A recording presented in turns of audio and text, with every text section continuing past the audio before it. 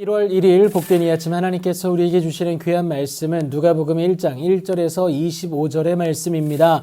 그래도 하나님은 일하신다라는 제목으로 같이 말씀 나누도록 하겠습니다.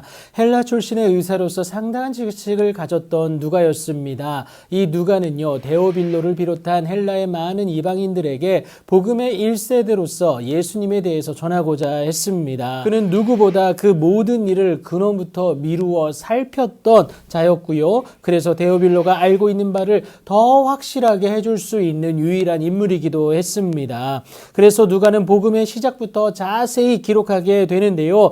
유다왕 헤롯 때의 일입니다. 그때 제사장 사가랴와 그의 아내 엘리사벳이 있었는데 하나님 앞에 의인일 뿐만이 아니라 주의 모든 계명과 규례대로 흠이 없이 행하였던 자들이었다라고. 그런데 안타까운 것은요, 그들에겐 자식이 없었고 더군다나 나이가 많았다라고 기록을 하고 있어요. 때마침 사가랴가 그 반열의 차례가 되어서 제사장의 직무를 행하기 위해서 예루살렘에 있는 주의 성전에 올라가게 됩니다. 가서 분향을 하게 되는데요. 모든 백성들은 밖에서 이때 기도하게 되죠. 주의 사자가 향단 우편에 나타나 사가랴에게 말을 걸기 시작합니다. 사가랴는 놀랄 수밖에 없었고요. 그런데 천사가 뜻밖의 소식을 전하게 됩니다. 사가랴야, 무서워하지 말라. 내가 너의 간구함을 들은지라. 그러면서 내 아내 엘리사벳이 내게 아들을 낳아 주리니 그 이름을 요한이라 하라 라고 얘기하게 됩니다.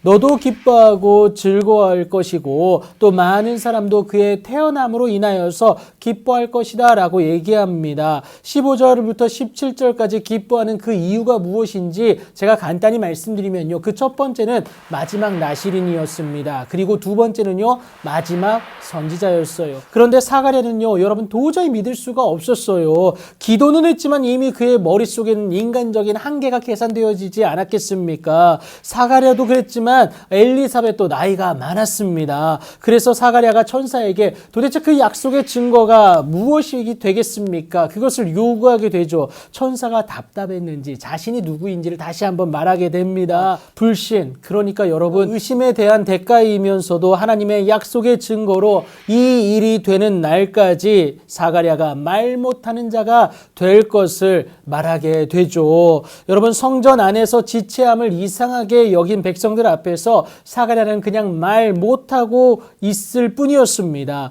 이는 주의 말씀을 믿지 아니함 때문이다 라고 성경이 기록하고 있는데, 그렇게 그 직무의 날이 다 되매 그냥 집으로 돌아오게 됩니다. 이후에 그의 아내 엘리사벳이 잉태하고 여러분 5달 동안 숨어 지내게 되는데, 이 순간을 두고 엘리사벳이 뭐라고 고백합니까? 주께서 나를 돌보시는 날에 사람들 앞에서 내 부끄러움을 없게 하시려고 이렇게 행하십니다 라고 고백하게 됩니다. 여러분, 천지는 없어질지언정 주의 말씀은, 내 말은 없어지지 아니하리라는 주의 말씀처럼 하나님의 약속은 여러분 소멸되지 않을 뿐만이 아니라 확정적임을 여러분 꼭 기억하시기 바랍니다. 다만 그때를 우리는 알 수가 없는 것이죠. 인간적인 기준에서는요, 여러분 이 시간이 의구심이 드는 시간이 될 수도 있습니다. 그렇다고 여러분 의심해서는 절대 안 됩니다. 왜요? 의심해도 하나님은 일하시지만 의심하면 나만 손해이기 때문에 그래요. 의심하는 그 모습을 돌이키기 위한 하나님의 일하심이 먼저 있을 것이기 때문에 그렇습니다. 사가랴도 여러분 말 못하는 시간을 갖지 않았습니까? 하나님의 일하심의 증거로서 나를 먼저 돌이키게 하시고 하나님의 그 일하심을 보이기 위한 하나님의 작업이다라는 겁니다. 그래서 여러분 의심보다 그 말씀을 온전히 믿어내는 것이 필요한데, 그것은 여러분 기다림이에요. 여러분 신뢰하는 자만이 기다릴 수 있습니다. 그래서 바울은 만일 우리가 보지 못하는 것을 바란다면